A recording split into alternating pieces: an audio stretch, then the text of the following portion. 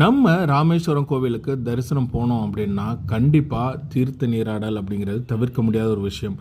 ஆனால் இந்த பிரகாரம் அப்படிங்கிறது அழகியலின் மொத்த வடிவம்னே சொல்லலாம்.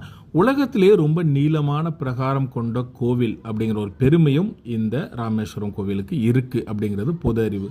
நம்ம அப்படியே ட்ராவல் பண்ணோம்னா தனுஷ்கோடி கண்டிப்பாக ஒரு சின்ன ஒரு பிக்னிக் ஸ்பாட் மாதிரி தான்.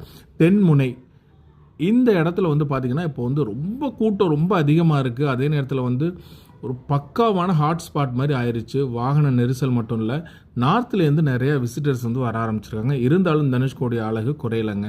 ராமேஸ்வரம் டு தனுஷ்கோடி போகிற உள்ள இந்த ஸ்பாட்டை மிஸ் பண்ணிடாதீங்க. நீங்கள் பார்த்துட்டு இருக்கிறது ஒரு கோவிலுங்க. ஆச்சரியமாக இருக்கா, வித்தியாசமாகவும் இருக்குது இந்த கட்டடம். இது வந்து கோதண்ட ராமசுவாமி கோவில். வங்காள விரிகுடா கடல் நடுவில் இருக்கிறது தான் இதோடைய சிறப்பே. இந்த ரோடு தான் கனெக்ஷனே.